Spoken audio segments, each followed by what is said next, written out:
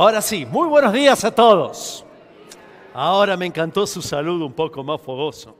Una alegría muy grande poder estar en el último mensaje al menos que vamos a mirar sobre este tema.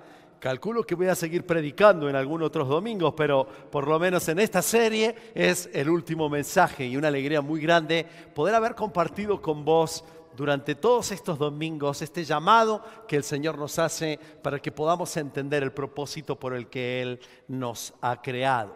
Hoy vamos a mirar un tema, el último tema de esta campaña que se denomina llamados a reconciliar.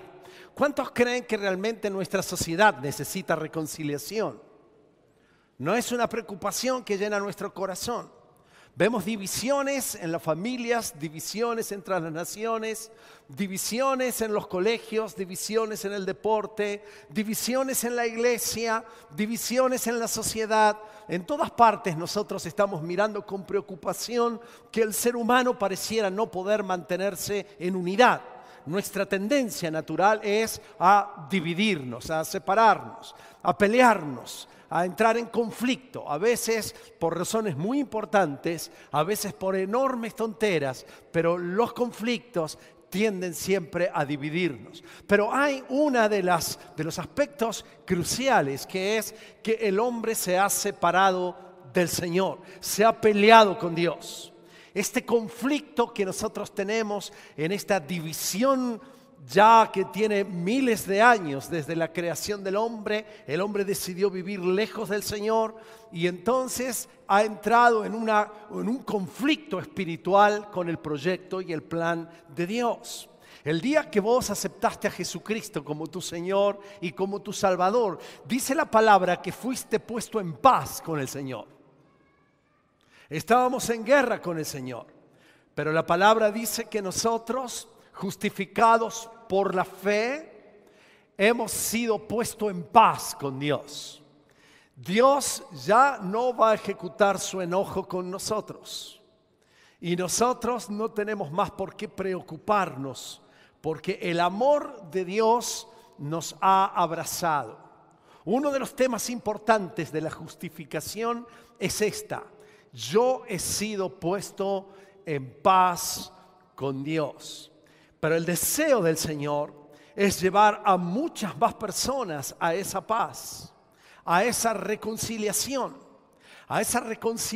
con Dios que después provoca reconciliación con las demás personas. Así que hoy vamos a hablar sobre llamados a reconciliar, llamados a ayudar a las demás personas para que puedan ser puestas en paz con Dios, a este llamado, este ministerio de reconciliación. Quiero invitarte y nos vamos a poner de pie para poder leer la Escritura en 2 de Corintios, el capítulo número 5. Vamos a leerla del verso 14 al verso 21. Porque el amor de Cristo nos constriñe, pensando esto, que si uno murió por todos, luego todos murieron. Y por todos murió, para que los que viven ya no vivan para sí, sino para aquel que murió y resucitó por ellos. De manera que nosotros de aquí en adelante a nadie conocemos según la carne. Y aun si a Cristo conocimos según la carne, ya no lo conocemos así. De modo que si alguno está en Cristo, nueva criatura es. Las cosas viejas pasaron, y aquí todas son hechas nuevas. Y todo esto proviene de Dios, quien nos reconcilió consigo mismo por Cristo y nos dio el ministerio de la reconciliación.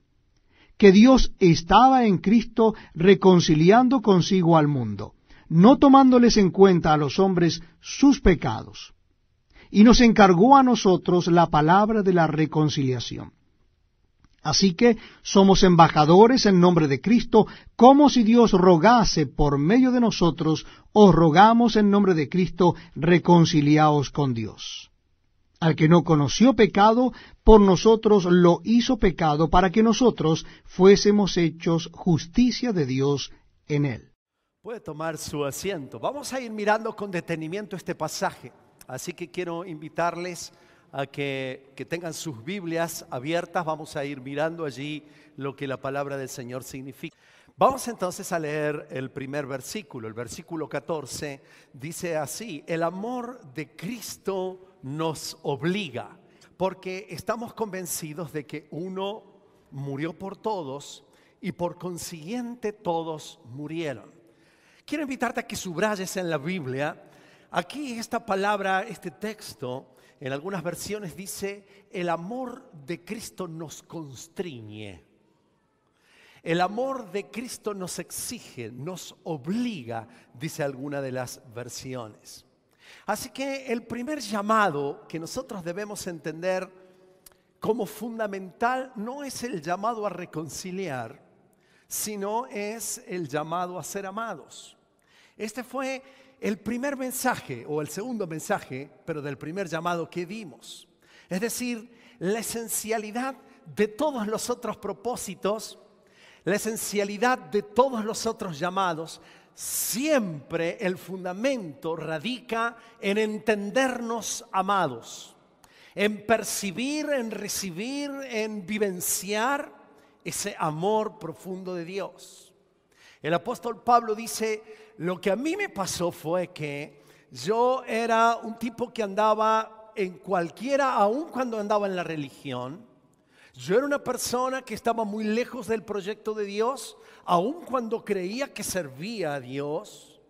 Yo era alguien que estaba en contra de la iglesia y estaba persiguiendo a la iglesia, aun cuando creía que era un ferviente defensor de los principios de Dios. Hasta que me llegó el amor de Dios a mi corazón. La luz con la que el Señor apareció al apóstol Pablo no solamente fue un golpe contra su orgullo, sino un conocimiento mucho más profundo de la anchura, de la plenitud, del obrar extraordinario de amor de ese Dios.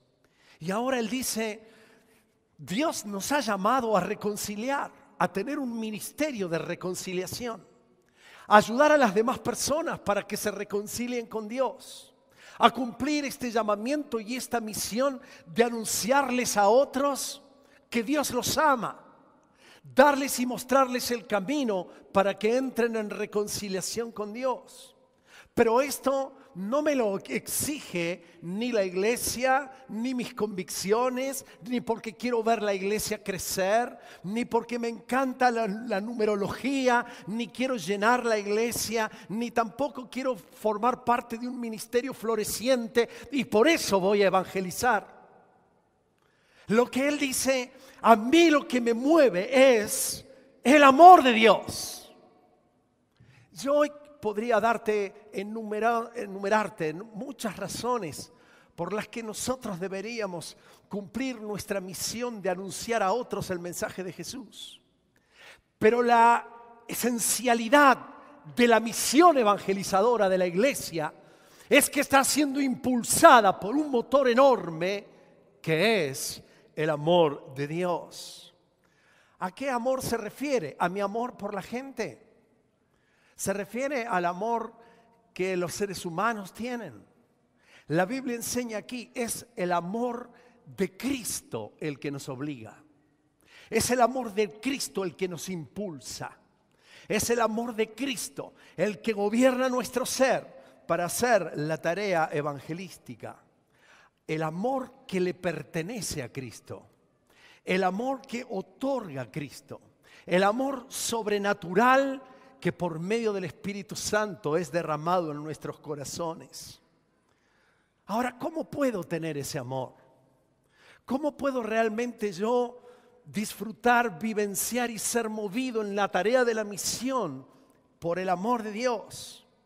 Bueno, el mismo Pablo lo explica en Romanos, en el capítulo 5. En el verso 5 él dice: sabemos con cuánta ternura nos ama Dios, porque nos ha dado el Espíritu Santo para llenar nuestro corazón con su amor. La acción evangelística no es un programa. La acción evangelística es una consecuencia directa de la plenitud del Espíritu Santo en nuestros propios corazones. El día de Pentecostés Ellos antes habían recibido de parte del Señor Jesús la responsabilidad y la comisión de ir hasta lo último de la tierra para predicar el Evangelio, pero les dijo, pero no lo hagan todavía. No se les ocurra todavía moverse en el ministerio de la reconciliación. No pueden. No vayan a hacer esta tarea por obligación y por obediencia. Todavía no. Pero cuando haya venido en vosotros el Espíritu Santo, entonces me van a ser testigos. Así que esperen al Consolador, al Espíritu de Dios que vendrá sobre sus vidas. Muchas de las veces decimos es que necesitamos un poder nuevo para poder evangelizar. Pero ¿sabe lo que yo creo? Es que ese poder, más que un poder que nos da ánimo para evangelizar, lo que esencialmente derrama ese poder en nosotros es amor, el amor de Dios. Necesitamos ser llenos del Espíritu Santo de Dios. Pero no solamente para vivir esta vida que es dura, que es difícil y necesitamos levantarnos a la mañana para decir, ay Señor, renovame con tus fuerzas. El poder del Espíritu de Dios es un poder que quiere derramarse en nosotros para darnos mucho más amor. El fruto del Espíritu inicial es amor. ¿Para qué es el amor? Para que nos amemos unos a los otros, sí. Pero el apóstol Pablo podía mirar que el amor ese que había sido puesto en el corazón lo llevaba a una misión mucho más extraordinaria. Y él que dice, es el amor de Cristo el que me obliga. Es como si a partir de ahora yo tuviera dentro en mi corazón un jefe que me exige. Es como si alguien ahora me presidiera. Y lo que voy a hacer es sujeto bajo el amor profundo de nuestro Dios. Por eso es tan importante que seas lleno de la plenitud de Dios. Por eso es tan importante que cuando mañana salgamos a nuestra comunidad, oremos, Señor, llenanos de la presencia de tu Espíritu Santo para que tu amor nos obligue. No para que el mensaje que predicaron ayer nos obligue. No porque es la misión y la tarea de la iglesia la que nos obligue. No porque queremos ver esta iglesia llena para que nos obligue. No porque quiero formar parte de un movimiento creciente la que nos obligue. Quiero que el amor de Cristo sea el que nos dirija, nos obligue, nos llene, nos conduzca, nos mueva para hacer esta tarea de la reconciliación.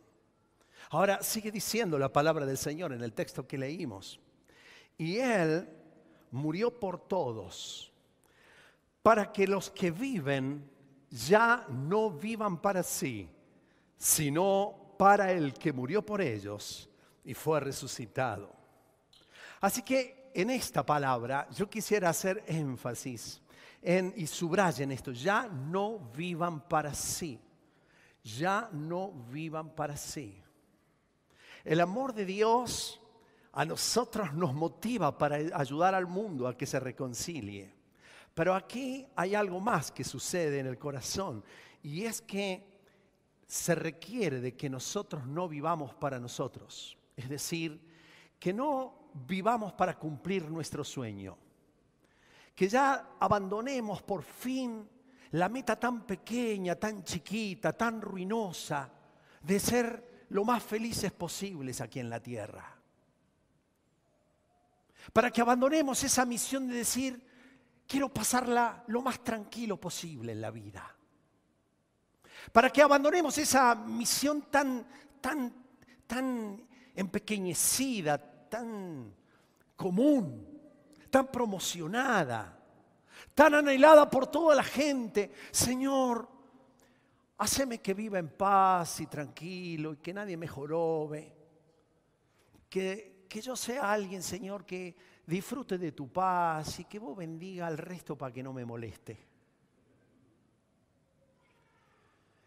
La palabra dice que el amor de Dios lo que hace es que nos moviliza a nosotros para que ya no vivamos para satisfacernos a nosotros.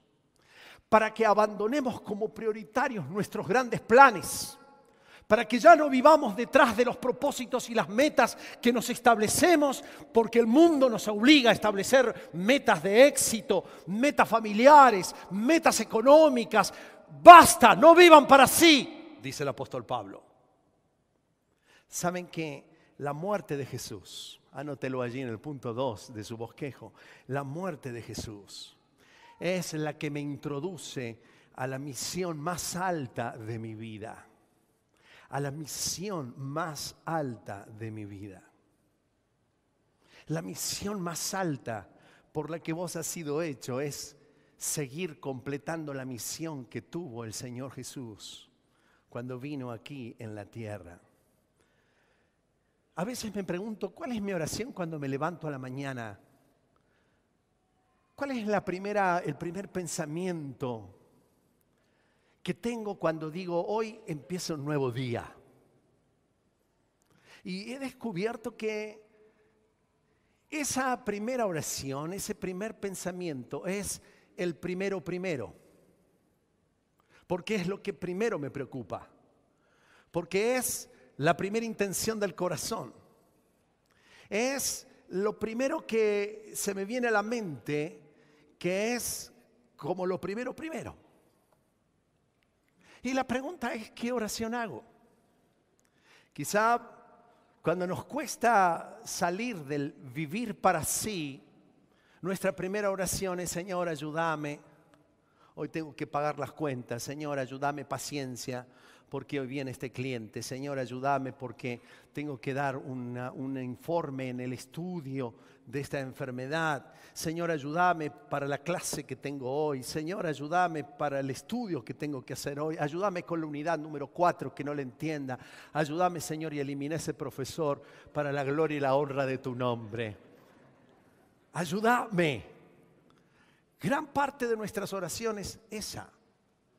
Pero quizá cuando nosotros ya no vivimos para nosotros, sino que empezamos a comprender que vivimos para aquel que murió por nosotros, quizá nosotros podríamos empezar a orar, Señor, yo sé que vos estás haciendo algo en el mundo hoy. Yo sé que vos estás haciendo algo en la sociedad donde yo me voy a ir a involucrar. Yo sé que te estás moviendo con el deseo de reconciliar a todos los seres humanos con vos. Yo sé que estás provocando inquietudes. Yo sé que te estás moviendo en algunas esferas que yo todavía no puedo lograr comprenderlas. Lo que yo te pido hoy, Señor, es que quiero sumarme a tu plan de alguna forma. ¿Has orado así? Yo te invito a que cambies tu oración mañana. Mañana cuando te levantes digas, Señor, quiero sumarme a tu plan esta mañana. ¿Te animarías a orar así? Decime que sí, por favor. No, pero no mientas. Vas a tener que hacer algo, vas a tener que ponerte un cartel, porque quiero decirte que después de muchos años viviendo para vos, tu oración no va a cambiar, a menos que te determines y digas, mañana cuando me ponga el despertador, me va a salir un cartel que diga, ¿cómo puedo sumarme a tu plan en este día? ¿Cómo? A ustedes ni lo han anotado todavía. No sé qué van a poner en su despertador. Así que anótenlo. ¿Cómo puedo sumarme a tu plan? Hágalo. Quiero decirle que va a ser enormemente diferente la perspectiva de su vida. Quiero decirle que el Señor te va a comprender, te va a sorprender. Quiero decirte que el Señor te va a dar relaciones, conversaciones, ahí en la verdulería, quizás en el ómnibus, quizás en una esquina. Te va a sorprender lo que Dios empieza a hacer cuando los hijos de Dios empiezan a hacerse esa pregunta. Yo sé que te estás moviendo. ¿Cómo puedo hacerme para sumar a tu plan de alguna manera? Señor, hoy tendré la oportunidad de servirte de alguna manera que honre tu nombre. Señor, ¿cómo voy a poder hacerlo? ¿Cómo puedo sumarme a tu plan de reconciliar todas las cosas en el mundo por medio del Señor Jesús? Dame la oportunidad. Mostrame. Abrí mis ojos para que yo pueda ver esta oportunidad. ¿Sabes por qué razón?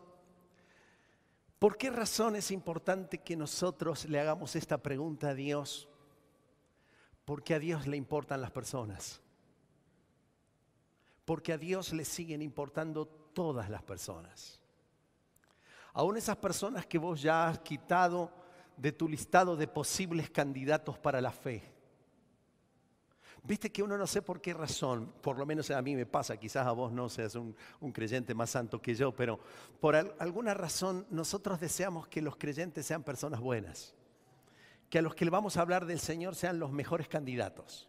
Y para eso ya tienen que tener una base bastante cierta de personas confiables, buenas, ordenadas en la vida, a las que Dios les llama. ¿Vio cuando uno dice, le falta solo creer en el Señor? Qué lindo serían esas personas.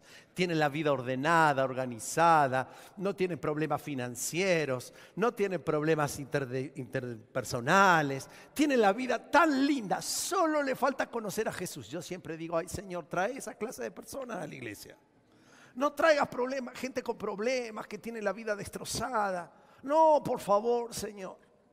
Te ruego que nos libres de más problemas. Te ruego, Señor, que no traigas esas personas conflictivas que hoy están haciendo lío afuera y ahora van a venir a hacerlo acá adentro. Líbranos, Padre, te lo ruego en el nombre de Jesús. Y entonces el Señor nos sorprende con esas historias hermosas que Él nos cuenta en su palabra.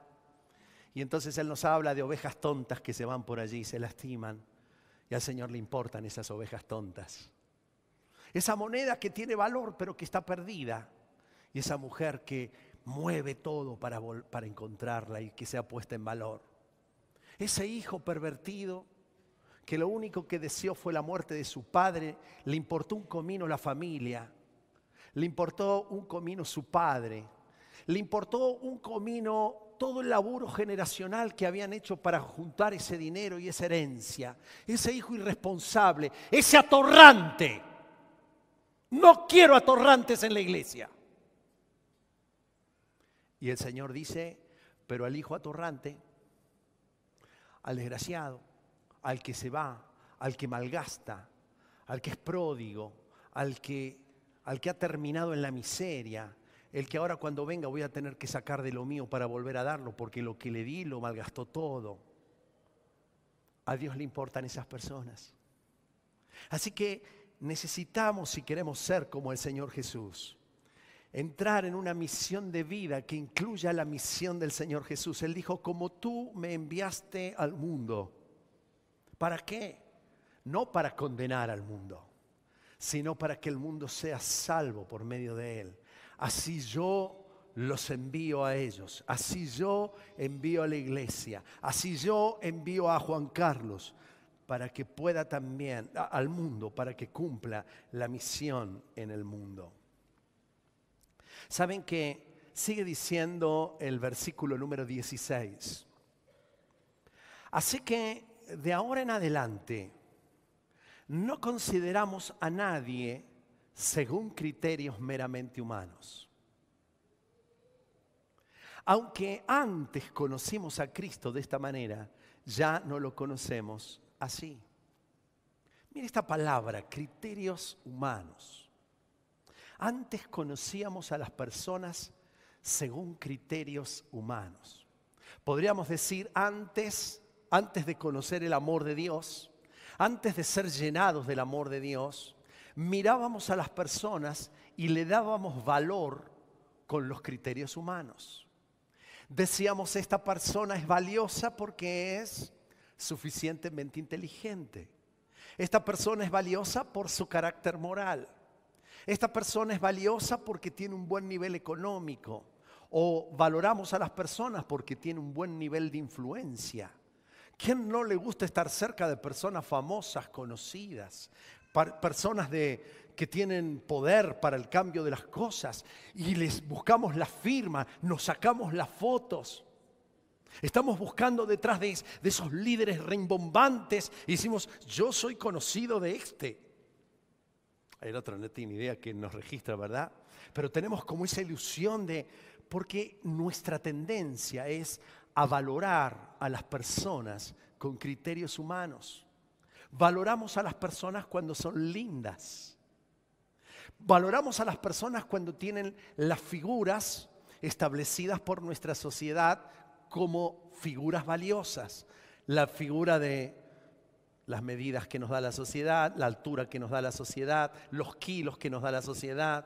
Y entonces decimos, qué lindo chico, qué linda chica. ¿En qué sentido? criterios humanos. Los criterios humanos nos hacen mirar a las personas por su capacidad intelectual. Ahora, yo quiero preguntarte, ¿por qué razón vos crees que Cristo te amó? Te vuelvo a preguntar, ¿por qué razón vos crees que Cristo te amó?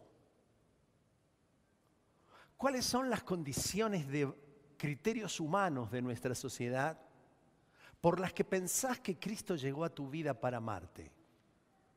¿Pensás que Dios llegó a tu vida porque vio tu patrimonio y dijo, salgo al encuentro de Él? ¿Crees que a Dios le impactó tu belleza física? ¿Crees que Dios para amarte en la cruz te pasó por la balanza? ¿Crees que Él miró en los criterios humanos que eras un tipo realmente de coeficiente brillante? ¿Crees que ese es el criterio divino para mirar a las personas y hacerla objeto de su amor? Yo sé que en mí Dios encontró una persona preciosa. Me vio inteligente, me vio la persona, creo, la más linda que hay en esta congregación, por lejos. Vio mi carácter moral. Dijo, el intachable es el Juanca. Entonces dijo, lo voy a nombrar pastor. No. ¿Qué cosas hacen que realmente Dios nos ame de esa forma? ¿Sabes que para poder cumplir nuestra misión, Dios tiene que darnos una nueva perspectiva de los demás? Anotá el punto 3 ahí. Dios nos da una nueva perspectiva para ver a los demás. Antes, cuando no teníamos el amor de Dios, hacíamos esa evaluación con criterios humanos. Pero ahora resulta que viene el Señor Jesucristo y mira a las personas con un nuevo criterio. Las mira como ovejas que no tienen pastor. Y digo, esa soy yo. Por eso Dios me amó.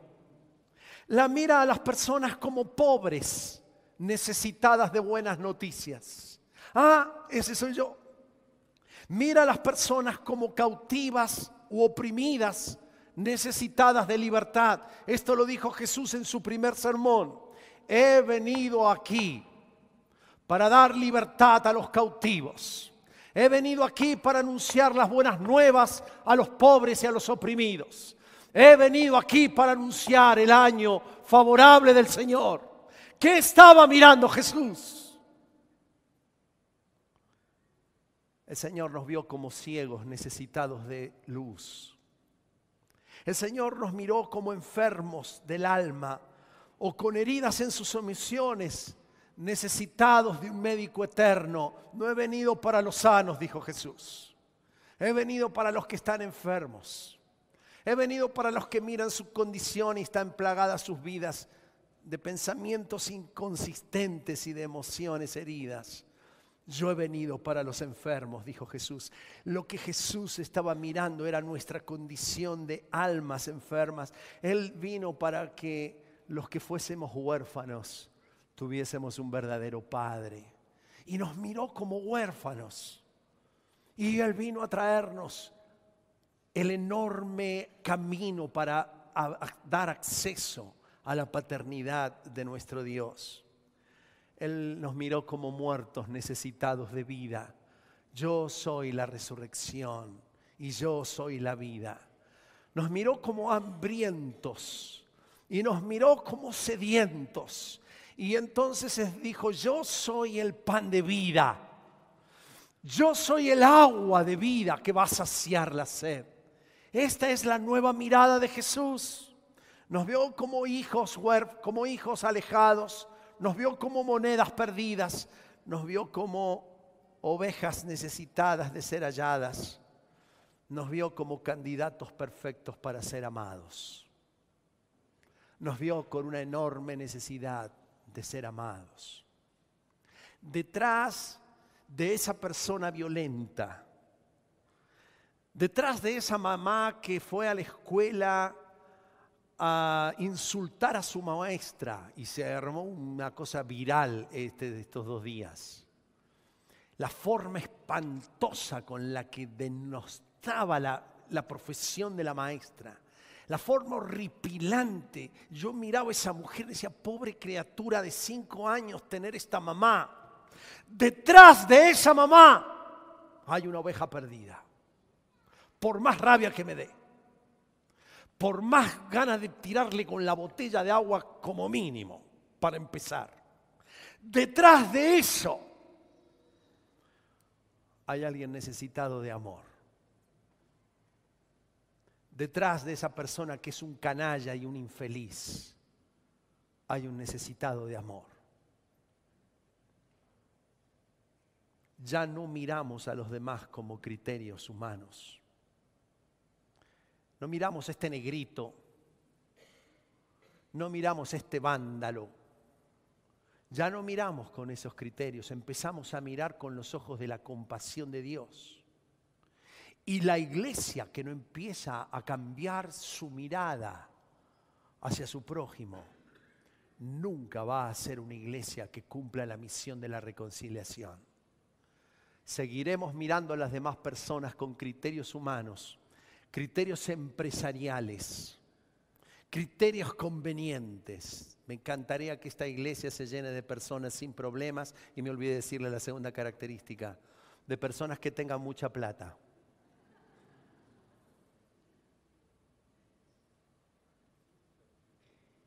Pero no fue el criterio de Jesús. Él amó a todos, al rico también. Porque ese hombre que lo tenía todo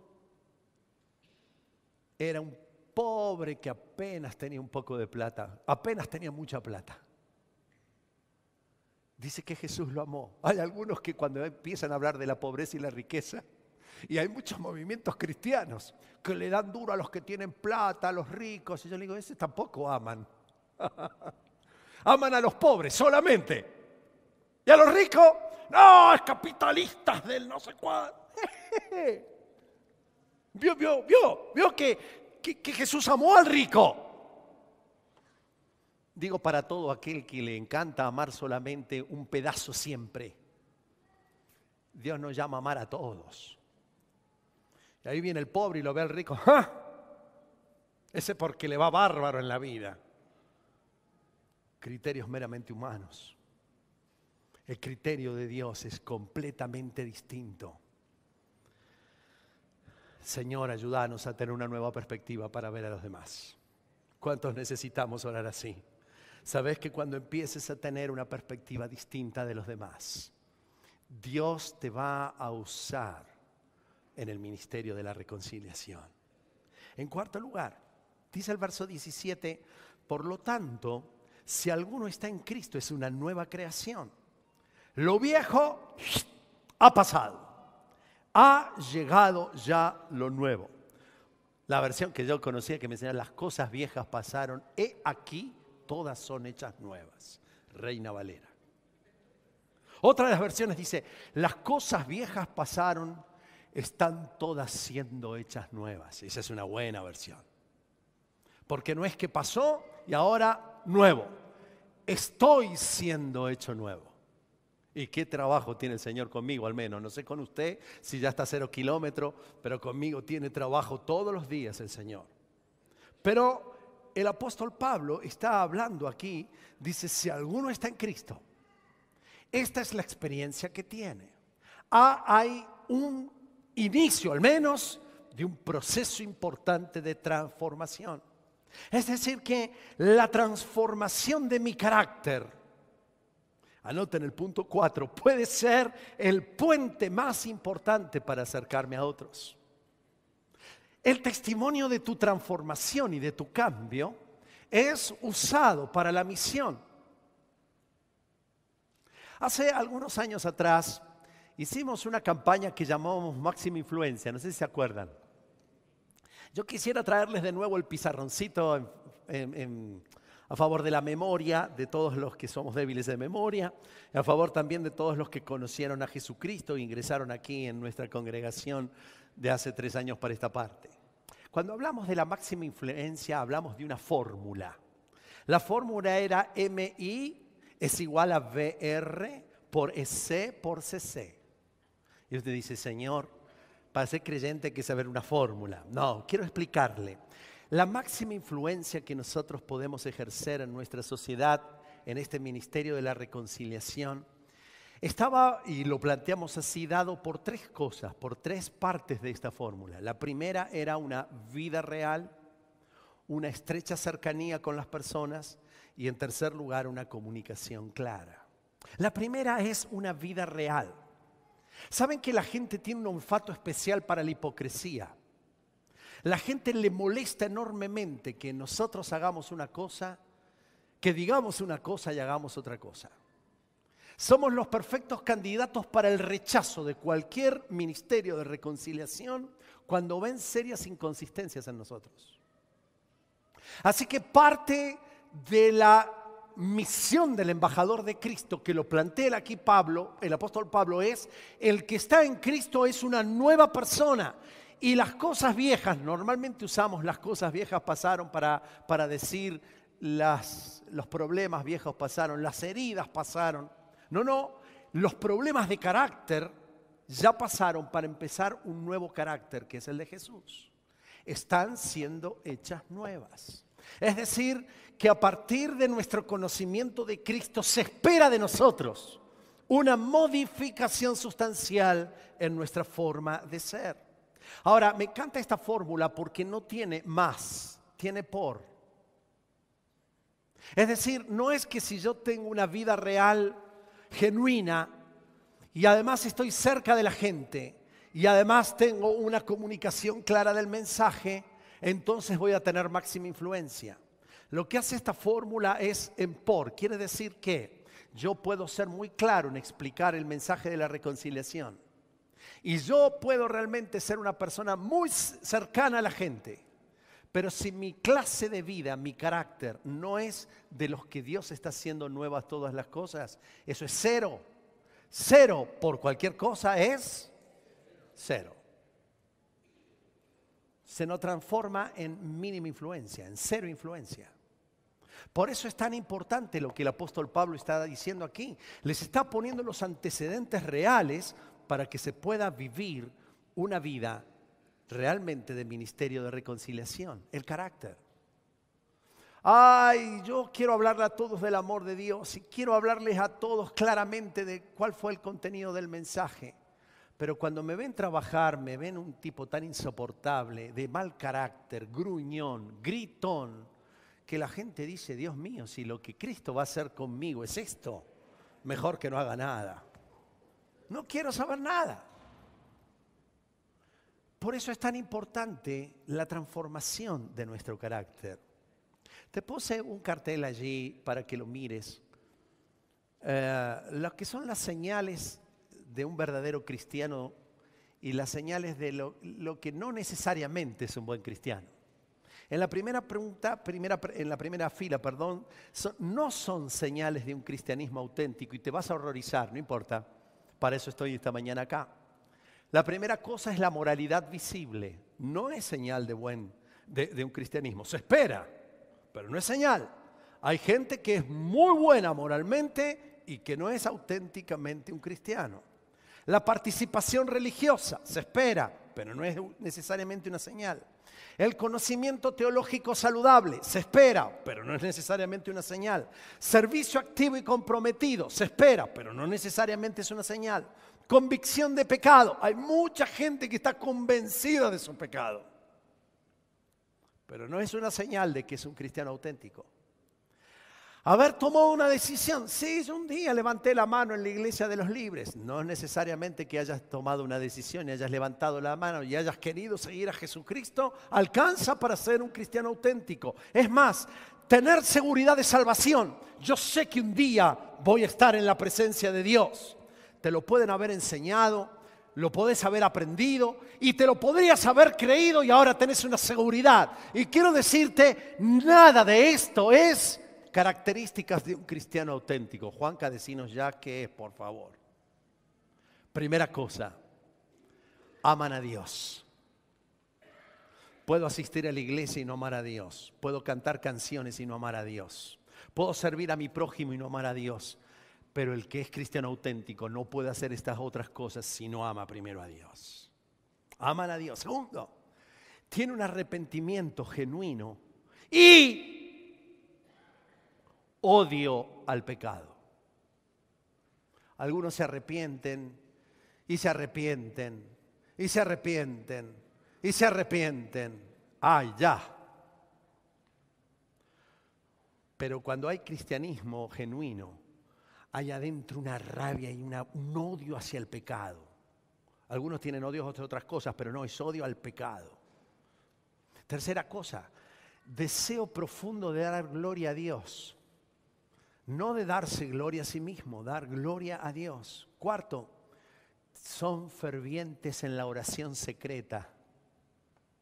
Alguno puede ser muy ferviente en la oración pública. No significa nada. ¿Qué pasa en tu cuarto secreto? En tu lugar secreto. ¿Cómo es tu oración?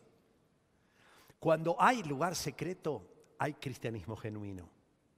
Dice la quinta cosa, un amor desinteresado y perdonador por otros.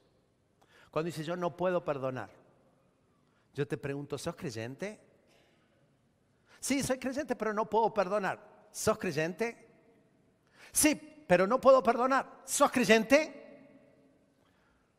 Perdónanos nuestras deudas como nosotros perdonamos a nuestros deudores.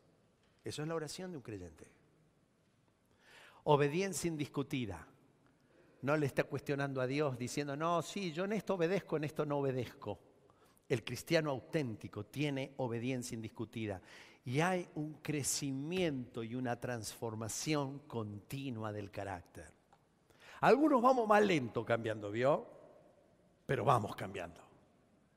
Cuando hay nada de transformación, cuando sigo manteniendo los mismos rencores, los mismos problemas, los mismos hábitos, las mismas formas de tratar a la gente, ¿sabe lo que hay? Es un cristianismo plástico. No es verdadero, no es genuino. Quiero invitarte a que entregues tu vida a Jesucristo en serio. Porque cuando Cristo llega a nuestra vida con su poder, necesariamente las cosas viejas pasaron. Y aquí están todas las áreas están siendo hechas nuevas. Los veo muy serios, ¿verdad? No le voy a pedir perdón. Es la palabra de Dios. Seguimos. Dice el versículo 18, todo esto proviene de Dios, quien por medio de Cristo nos reconcilió consigo mismo y nos dio el ministerio de la reconciliación. Ministerio o servicio. Evangelizar es un servicio. Llevar a otros a que se reconcilien con Dios es un servicio. Pero no es un servicio, es el servicio que se nos dio a todos. Hay servicios que algunos pueden hacer, gracias a Dios no todos tocan el bajo tan bien como el bajista que tenemos. Y si yo lo pongo al Leo a tocar el bajo allá, decimos, Señor, gracias que no toque el bajo acá. Hay servicios que nosotros podemos hacer, que no son servicios de todos. Pero aquí este texto dice que el ministerio de la reconciliación es el ministerio que se nos dio a todos. Es decir, todos nosotros tenemos como servicio, como misión, esta acción de reconciliar. Ahora, este servicio es una encomendación que el Señor nos da a todos y no una recomendación que Él le da a algunos. Se nos dio el ministerio de la reconciliación. Que vos no sirvas es un problema de desobediencia, pero no es porque no tengo el don. Porque el ministerio, el servicio, la acción de poder compartir a otros de que Dios los ama en Cristo Jesús es una responsabilidad de todos nosotros. La clave es la cercanía a las personas. Es verdad que nosotros podemos anunciar el Evangelio por radio, por televisión, podemos hacerlo en las calles, pero el nivel de la máxima influencia, como la fórmula que seguíamos teniendo allí, es una vida real por una estrecha cercanía. Sabes que Dios te pone cerca de personas y ministrar, servir, requiere esencialmente de estar cerca de otras personas. El clamor más importante de Dios es la reconciliación con su persona. Algunos de ustedes dirán, me encantaría poder hacer esto un poco mejor. Quiero decirte que el ministerio de evangelización de esta iglesia ha pensado en ayudarte a través de una herramienta que podemos usarla de dos maneras, que llamamos o vamos a llamar Alfa. Alfa ha sido uno de los ministerios mundiales que más personas ha llevado a la reconciliación con Dios. Y ha usado la tecnología de hoy, los recursos de hoy para poder hacerlo, pero Alfa no es mirate el video. Alfa es me acerco a vos para ayudarte en la reconciliación. Quiero que miremos juntos este video.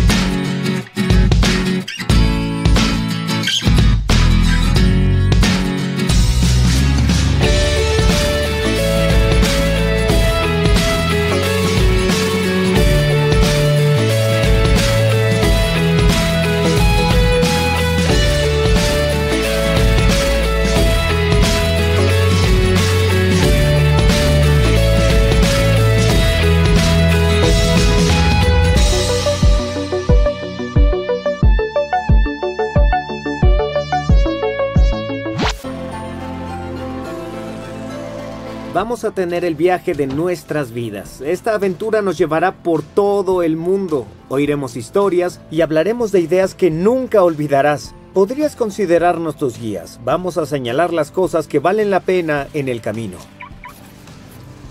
Alfa son 12 sesiones diseñadas para iniciar una conversación sobre las cuestiones más importantes. Queremos alentarte a explorar lo que crees y sientes sobre preguntas de fe. No va a ser una conferencia donde Ben y yo hablemos. En su lugar, durante Alfa, podrás hablar en pequeños grupos y hacer preguntas. Pero antes de continuar, yo soy Ben, él es Jason, y sé bienvenido a Alfa. El promedio de vida en el mundo desarrollado es de 80 años. ¿Pero qué vamos a hacer con 80 años en la Tierra? ¿Cuál es el sentido de este tiempo? O más importante, ¿existe algún sentido? Alfa trata de hacer las preguntas más importantes. Pero puede ser algo raro hablar de algo como la vida. Simplemente la vivimos. Cada día despertamos, nos vestimos, desayunamos, tal vez cereal, vamos a la escuela, a la clase, tal vez hacemos tarea, tal vez hablamos con amigos, vamos a casa, volvemos a la cama y lo volvemos a hacer al siguiente día. Así es como pasa.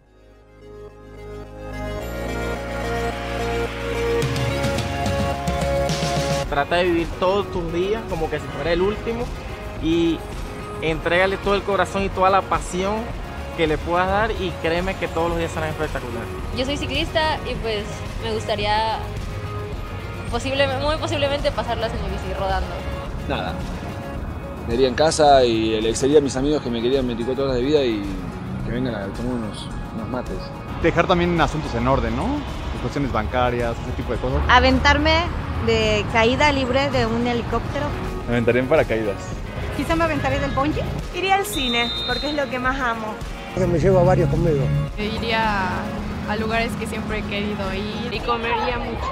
Aunque es malo, porque ya cuando ya es demasiado tarde uno ya quiere buscar a Dios, pero... Irme y robarme el carro último modelo y reventarlo e irme a todos lados. Secuestraría un avión y lo volaría yo.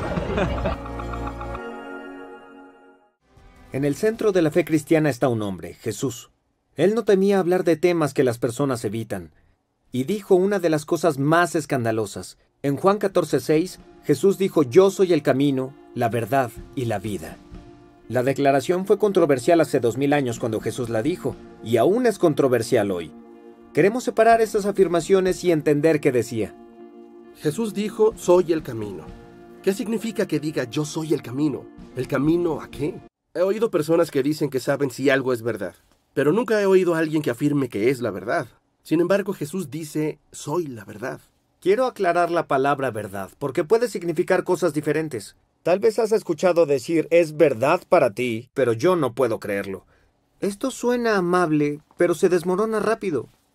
Si hablamos sobre hechos, si algo es verdad, ¿no es verdad para todos? ¿Y si algo es falso, no es falso para todos?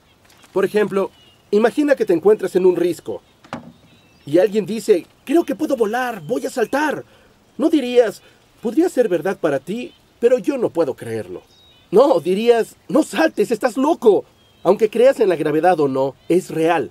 Cuando hablamos del mensaje del cristianismo, no hablamos solo sobre algo que es cierto para un grupo de personas. En Jesús descubrimos que la verdad no es una serie de ideas, es una persona que conocer.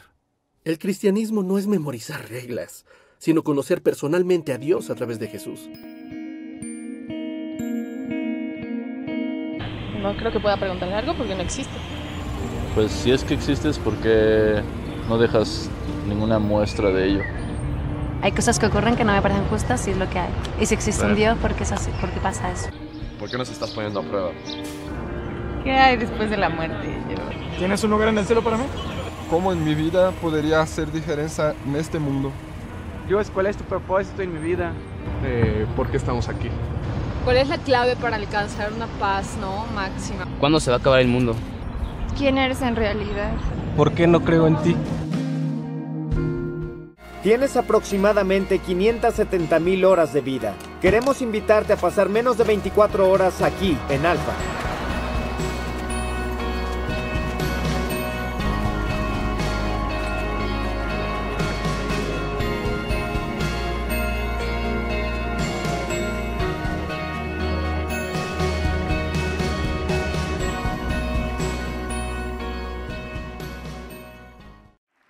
Es una herramienta, no es la única, pero es una de las herramientas.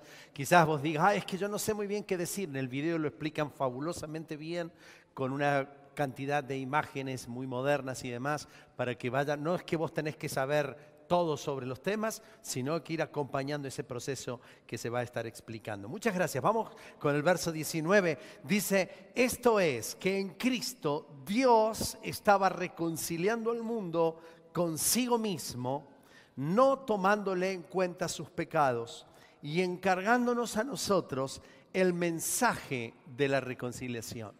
El mensaje de la reconciliación. Si vos podés subrayar aquí, sabés que la reconciliación no solamente es un hecho hermoso y no es una experiencia simplemente emocional, aunque emociona reconciliarse con Dios. Tiene un contenido, tiene un mensaje. Tiene algo que se debe creer, algo en que le voy a sustentar mi fe, Por eso necesitamos todos nosotros entender que lo que vamos a compartir no simplemente es una experiencia, sino que es un mensaje, que es el mensaje de la reconciliación. Por eso la reconciliación tiene un mensaje que es incuestionable. ¿Sabes qué? Muchas veces nosotros hemos mirado algunos enfoques de este mensaje. A veces algunos tienen el enfoque del antimensaje, del antialegría, no del antimensaje, sino del anti. Esa es la foto que vos estás viendo acá. Muchos cristianos hacen énfasis en la controversia. Se acercan a las personas para marcarle que sus maneras de creer son equivocadas, que sus prácticas son pecadoras. Y entonces lo que hacen es entrar en litigio con esas personas, en sus prácticas, en sus creencias. Son de otras iglesias, de otras denominaciones, de otras relaciones. Y el contexto o el mensaje es buscar los textos que te digan que lo que vos crees está mal. Y entonces muchos, cuando vamos a dar el mensaje de la reconciliación, van así. Porque muchas veces inclusive la iglesia ha tenido este anti. Te voy a hablar de todo lo que vos crees que está mal, porque la palabra de Dios dice. Ese no es el mensaje de la reconciliación. Es un mensaje o el evangelio anti. En la otra punta se ha levantado el otro evangelio, el evangelio de las ofertas. ¿Qué es el evangelio de vengan que les va a ir bien? Ustedes crean y van a tener plata. Ustedes crean y se van a sanar. Ustedes crean y toda la vida va a ser felicidad, paz. Para de sufrir. Tengan ustedes una vida genial, porque cuando vos crees en Cristo, se te soluciona todo. ¿Qué tenés un problema en esto? Probá con Cristo. Cristo como la pastillita de la solución. No somos llamados a predicar la reconciliación como el vengan que se te soluciona todo. Muchas de las personas han llegado a las iglesias esperando y teniendo la confianza de que Cristo les arregle todas las cosas. Y en muchos casos las cosas se empeoraron. Porque cuando vos empezás a tener una vida distinta, empezás a perder amigos. Podés perder trabajos por ser honesto. Te empiezan a perseguir por tus convicciones. Así que seguir a Cristo y tener el mensaje tan de la prosperidad es un mensaje falaz. Hay un tercer estilo de mensaje que puede llegar a ser complicado, que es el evangelio del humanismo amoroso. Le he puesto este título yo, el humanismo amoroso. Es decir, muchos cristianos hacen énfasis en que Dios te ama, que comprende tus debilidades, que te ayuda, que se asocia a tus sueños, que está para servirte, que está para sanar tus emociones. Es decir, que muchas veces el énfasis se hace en la sanidad de las heridas, pero siempre el eje central de este mensaje es la persona. Estás vos en el medio y Dios que te viene a atender en tus necesidades. Es una errónea comprensión de la gracia. Dios ama, sí, se acerca, sí, sana tus heridas, sí. Pero no sos vos el centro de la historia. El centro de la historia siempre es Jesús. Y para poder estar en paz con Dios hay que reconocer que además de tus heridas hay miserias tuyas. Que además de que Dios te ama, es increíble que Dios te ama por todo tu pecado y tu vergüenza. Este es el mensaje glorioso de la cruz, que nos invita a nosotros a pasar por ella para poder experimentar la verdadera libertad. Un autor dijo, hemos ensanchado tanto que la estrecha puerta que lleva a la vida se ha transformado en un gran portón, con el mismo grave riesgo de aquel que para hacerle un favor a la crisálida le ensancha la abertura del capullo. El gusano salió, pero nunca se transformó en mariposa. Porque el contenido del Evangelio es cruz. Y nosotros predicamos a Cristo y a este crucificado, decía el Señor, decía el apóstol Pablo. Por eso el versículo 21 dice, al que no cometió pecado alguno. Este es el mensaje de la reconciliación. Por nosotros Dios lo trató como pecador. Por nosotros Dios lo trató como lo que nosotros somos. Pecadores, necesitados enormemente de la gracia y de la transformación de Dios, para que en Él recibiéramos la justicia de Dios. El mensaje de la reconciliación no es ponete de acuerdo con Dios que te va a ir bien.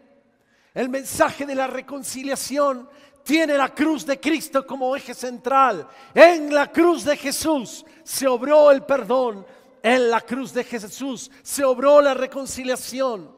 Para que nosotros pudiésemos ser justificados, necesitamos que alguien muriera por nosotros.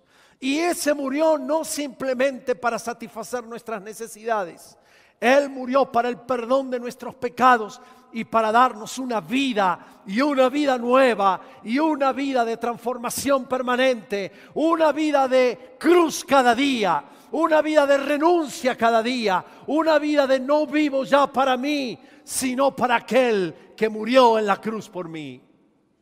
No es me acerco para que vos me des, me acerco para ayudarte, no me acerco para recibir, me acerco para entregarte la conducción total de mi vida. No me acerco al altar para que vos me aplaudes y me abraces, simplemente me acerco al altar para renunciar a mis derechos, a mis posesiones, a mis ideales, a mis proyectos.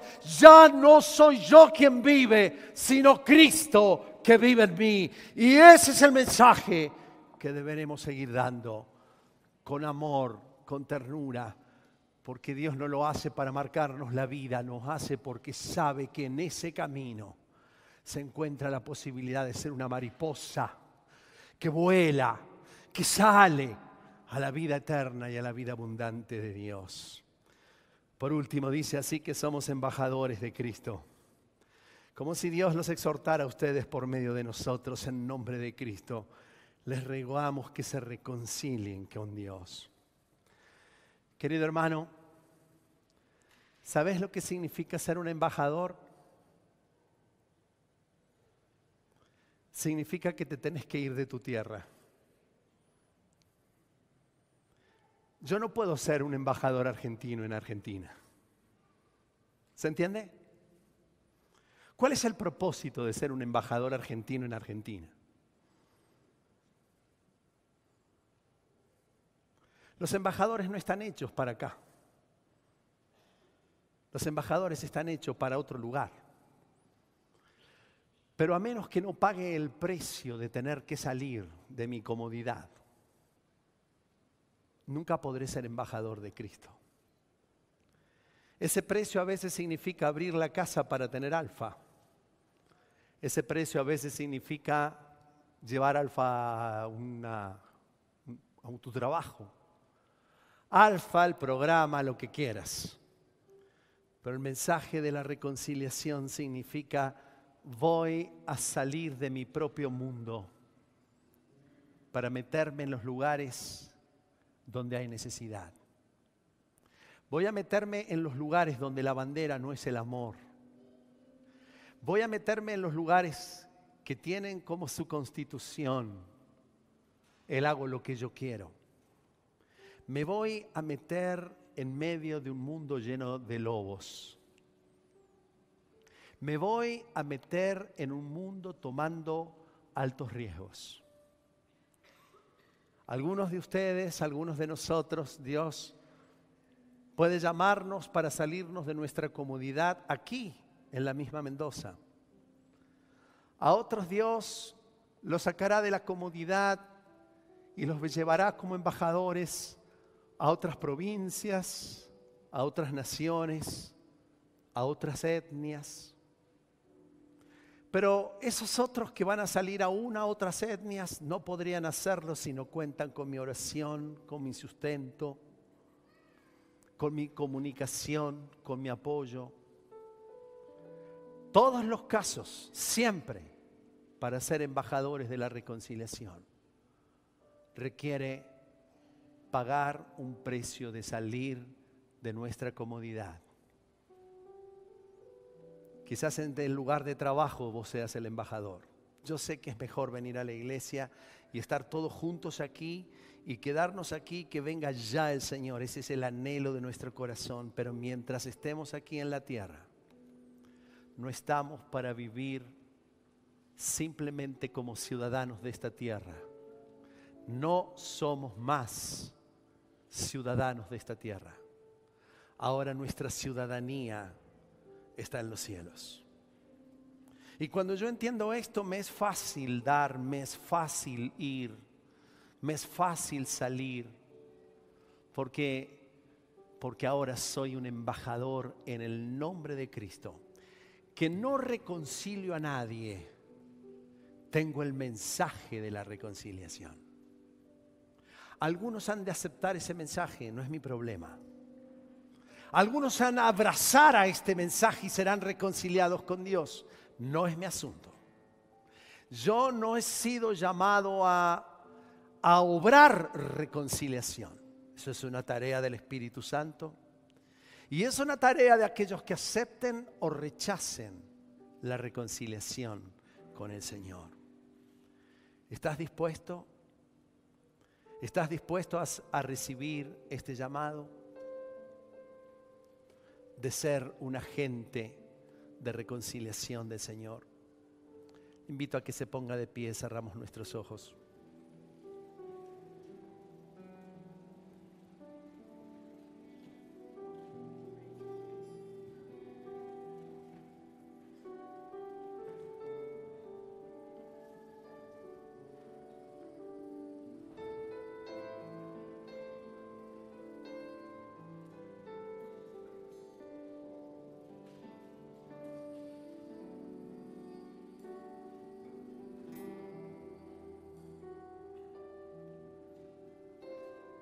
Señor, nos despedimos de este lugar agradecidos por el enorme propósito que has puesto en nuestra vida de cumplir tu misión. Mañana vamos a ser sorprendidos por oportunidades. Que no se nos olvide que estamos en ese lugar para ser embajadores tuyos. Que nos mueva tu amor, tu compasión. Como en ese día de Pentecostés que la iglesia recibió esa visitación sobrenatural de tu amor. Y tenían favor para con todo el pueblo. Y el Señor añadía a la iglesia a los que iban de ser salvos.